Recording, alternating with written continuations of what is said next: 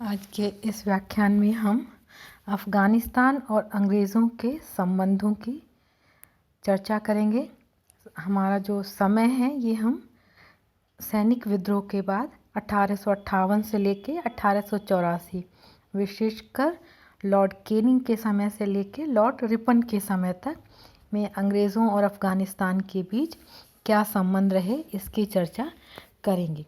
1839 में प्रथम अफ़गान युद्ध में अंग्रेज़ों को बहुत बुरी तरह से पराजय का सामना करना पड़ा। अंग्रेज़ों की इतनी बुरी पराजय इससे पहले कभी नहीं हुई थी। इस युद्ध के पश्चात अंग्रेज़ों ने अफ़गानिस्तान के प्रति 1858 तक जो है उदासीनता की नीति रखी। अब हम जो संबंधों की चर्चा करेंगे वो है 1858 से 1884। 1858 से पहले लॉर्ड डलहौज़ी ने दोस्त मोहम्मद के साथ मार्च 1855 में एक संधि की। इस संधि के अनुसार अंग्रेज़ों ने अफ़गान अमीर की स्वतंत्रता स्वीकार कर ली और अफ़गानिस्तान के आंतरिक मामलों में कभी हस्तक्षेप न करने का वचन दिया। बदले में अफ़गानिस्तान के अमीर ने अंग्रेज़ों के मित्रों को अपना मित्र और उनके शत्रुओं को अपना शत्रु स्वीकार कर लिया। 1856 में ईरान ने अफ़गानिस्तान के क्षेत्र हिरात पर अधिकार कर लिया, लेकिन अफ़गान और अंग्रेज़ सेनाओं ने मिलकर ईरान को हिरात से अपना अधिकार समाप्त करने पर बाध्य किया। मार्च 1857 ईस्वी में अफ़गानिस्तान और अंग्रेज़ों के मध्य एक नई संधि की गई, जिसके अनुसार अंग्रेज़ों ने एक भारतीय मुसलमान को काबुल में और काबुल के अमीर ने पेशावर में अपना दूत नियुक्त किया। जब भारत में 1857-58 में सैनिक विप्लव हुआ, उस समय अफ़गानिस्तान के अमीर ने कोई अंग्रेज़ विरोधी कार्य नहीं किया। 1857-58 में अमीर की तटस्थता के लिए जॉन लॉरेंस ने गवर्नर जनरल कैनिंग को यह सुझाव दिया कि पेशावर पर नियंत्रण अमीर को सौंप दिया जाए, लेकिन गवर्नर जनरल कैनिंग इसका विरोधी था। 1863 में अफ़गानिस्तान के शासक दोस्त मोहम्मद की मृत्यु के पश्चात उसके 16 पुत्रों में गृह युद्ध प्रारंभ हो गया। इस समय जॉन लॉरेंस इंडियन काउंसिल का सदस्य था। इसी समय कुछ मुसलमान कबीलों ने उत्तर पश्चिमी सीमा पर आक्रमण किया। उसे दबाने के लिए अंग्रेज़ सरकार ने सैनिक अभियान भेजे। इस समय भारत सचिव चार्ल्स वुड था। वुड ने अफ़गानिस्तान के आंतरिक मामलों में हस्तक्षेप की नीति के लिए मना कर दिया। 1863 में भारत सचिव ने जॉन लॉरेंस को गवर्नर जनरल नियुक्त किया। इसका कारण यह था कि लॉरेंस को उत्तर पश्चिमी सीमा पर रहने वाले कबीलों की जानकारी थी। लॉरेंस की शांतिप्रिय नीति भी इस नियुक्ति के लिए उत्तरदायी हुई। वुड ने लॉरेंस को अहस्तक्षेप के स्पष्ट आदेश दिए थे। इधर इंग्लैंड की जो लिबरल सरकार थी वह भी अफ़गानिस्तान में हस्तक्षेप नहीं चाहती थी। लॉरेंस के भारत आने से पूर्व ही एल्गिन ने भी हस्तक्षेप की नीति का प्रतिपादन किया था। उसका कहना था कि अंग्रेज़ों को पड़ोसियों के मामले में केवल उसी समय हस्तक्षेप करना चाहिए जबकि वास्तव में ऐसा करना बहुत ज़रूरी हो। लॉरेंस इसी नीति का समर्थक था, लेकिन हस्तक्षेप की नीति की जांच का समय वास्तव में 1863 में दोस्त मोहम्मद की मृत्यु के पश्चात उत्पन्न हुआ।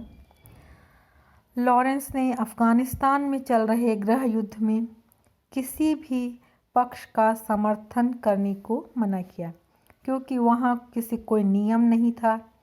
तो कोई भी उत्तराधिकारी जो है केवल सेना और सत्ता के बल पर ही टिक सकता था। लॉरेंस यह भी समझता था कि भारत की सुरक्षा को कोई भी खतरा उस सीमा से पैदा नहीं हुआ था जिसके लिए कि अंग्रेज़ सरकार सैनिक अभियान करे। आर्थिक दृष्टि से भी अफ़गानिस्तान की सीमा पर अग्रगामी नीति उचित नहीं थी, क्योंकि इससे जो है सैनिक सहायता का खर्च बढ़ सकता था और उसका भार जनता पर पड़ता। इसके अतिरिक्त अफ़गानिस्तान की भौगोलिक और प्राकृतिक स्थिति भी किसी विशाल सैनिक अभियान के लिए सहायक नहीं थी। लॉरेंस की इस हस्तक्षेप की नीति की काफ़ी आलोचना की गई और आलोचकों का जो पहला कारण था रूस की ओर से जो खतरा, लेकिन लॉरेंस के लिए उनका कहना था कि साम्राज्य सुरक्षा के लिए आर्थिक स्थिति का तर्क व्यर्थ था।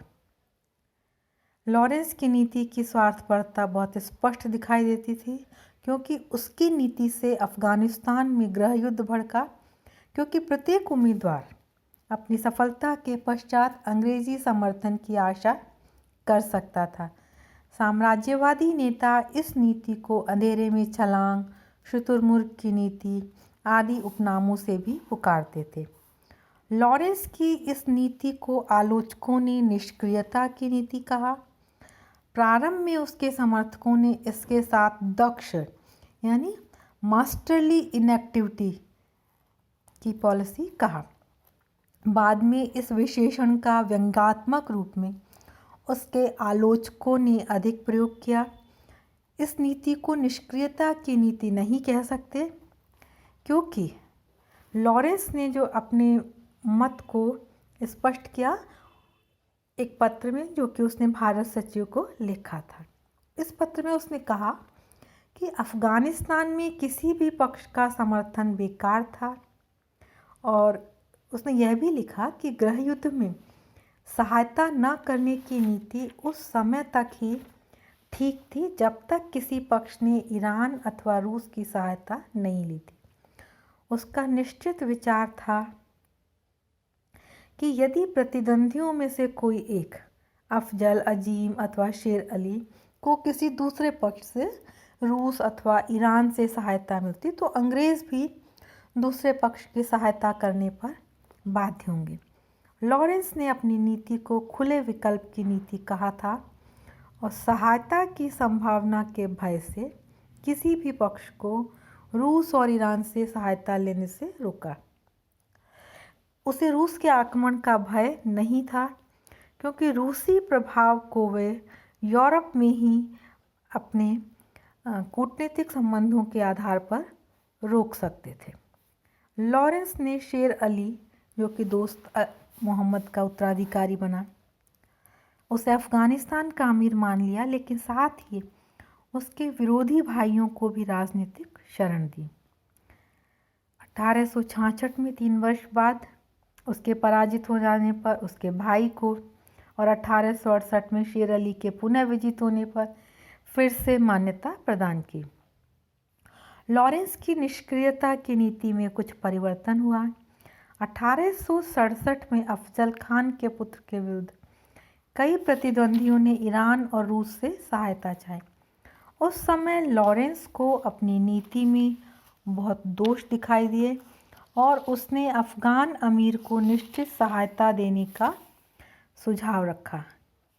1868 में लॉरेंस ने शेर अली को 12 लाख रुपया और 6000 बंदूकें भेंट की। जनवरी 1869 ईस्वी में उसने भारत सचिव से इस बात की अनुमति मांगी कि भारत सरकार बिना संधि किए हुए काबुल के अमीर को सैनिक और आर्थिक सहायता दे। उसने शेर अली के साथ एक समझौता किया। इस समझौते के अनुसार अमीर को सैनिक, आर्थिक और नैतिक सहायता दे, लेकिन उसने शेर अली के साथ एक सम्मेलन के सुझाव को भी स्वीकार किया, लेकिन यह सम्मेलन लॉरेंस के समय में ना होकर उसके उत्तराधिकारी मेयो के समय में मार्च 1869 ईस्वी में अम्बाला में हुआ। इस प्रकार लॉरेंस स्वयं अपनी निष्क्रियता की नीति को बदल चुका था। अम्बाला सम्मेलन मेयो के समय में हुआ था। मेयो ने शेर अली के साथ समानता का व्यवहार किया। शेर अली जो है वह चाहता था कि उसके साथ एक निश्चित संधि की जाए, वार्षिक धनराशि से उसकी सहायता की जाए, उसे सैनिक सामग्री दी जाए और अंग्रेजी सरकार उसको स्पष्ट समर्थन दे और उसके पुत्र को उसका उत्तराधिकारी स्वीकार करे। मेयो ने इसमें से अधिकांश बातों को स्वीकार नहीं किया, लेकिन मधुरभाषी और मीठे आश्वासन अवश्य दिए। अंग्रेज सरकार ने कुछ आर्थिक और सैनिक सहायता अवश्य दी। इधर रूस का मध्य एशिया में प्रभाव बढ़ रहा था, लेकिन मेयो का यह मान कि रूस की जो है भय वो निराधार है। राजनीतिक और सैनिक दृष्टि से मेयो नहीं मानता था कि रूस की नीति कोई समस्या है, क्योंकि रूस उसकी नज़र में रूस का भारत की ओर बढ़ना बहुत कठिन था। 1872 में नॉर्थब्रुक गवर्नर जनरल बन के आया। वह अफगानिस्तान की ओर उपेक्षा और उदासीनता की नीति का समर्थक था।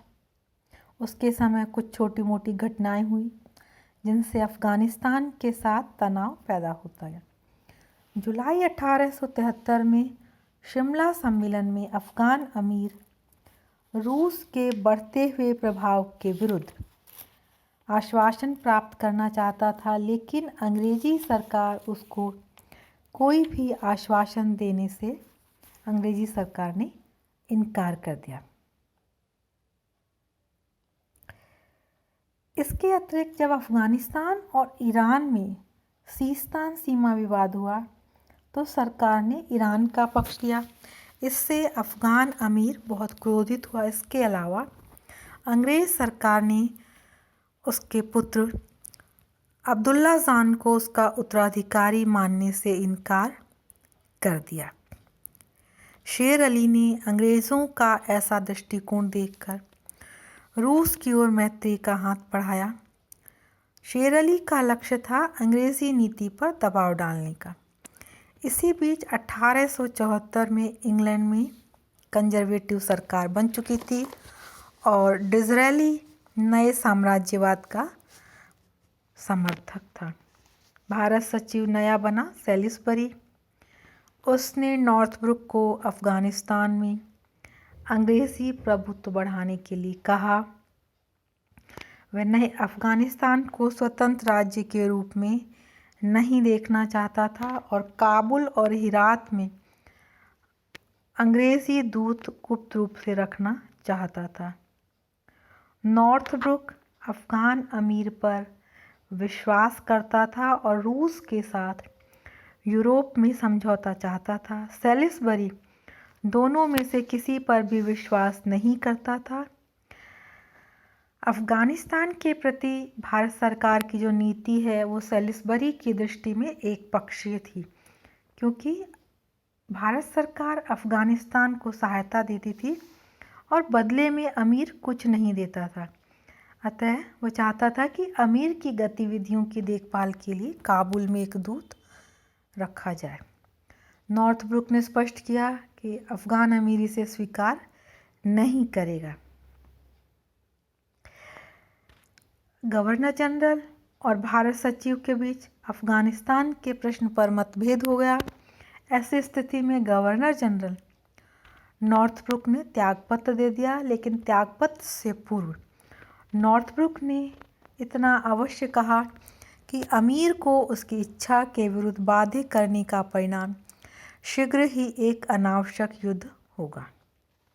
सैलिसबरी ने लिटन को नया गवर्नर जनरल नियुक्त किया और उसे पूरी तरह से जो नई साम्राज्यवादी नीति है उसका पालन करने के लिए कहा। इस नीति का पालन करने के लिए नए गवर्नर जनरल को पूरी स्वतंत्रता दी गई। लिटन ने डिज़रेली, प्रधानमंत्री डिज़रेली और भारत सचिव सैलिसबरी के लक्ष्यों को अच्छी तरह से समझ लिया। उसका स्वयं का लक्ष्य अफ़गानिस्तान को अधीन स्थिति में रखना था।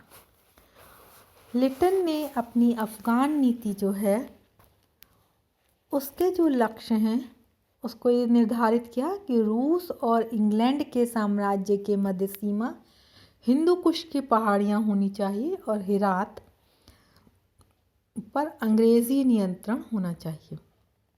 और इसके लिए शेर अली के साथ एक स्थायी समझौता होना चाहिए ताकि रूस के प्रभाव को समाप्त किया जा सके। और यदि शेर अली इस पर सहमत नहीं हो तो अफ़गानिस्तान को कई टुकड़ों में विभक्त कर दिया जाए और एक नए अमीर को गद्दी पर बिठाया जाए जो अंग्रेज़ों के अनुसार कार्य कर सके। और यदि ये दोनों बातें संभव नहीं हैं तब अफ़गानिस्तान के कुछ भाग पर अधिकार कर लिया जाए और यह कार्य उत्तर पश्चिमी सीमा की सुरक्षा के लिए लाभदायक होगा।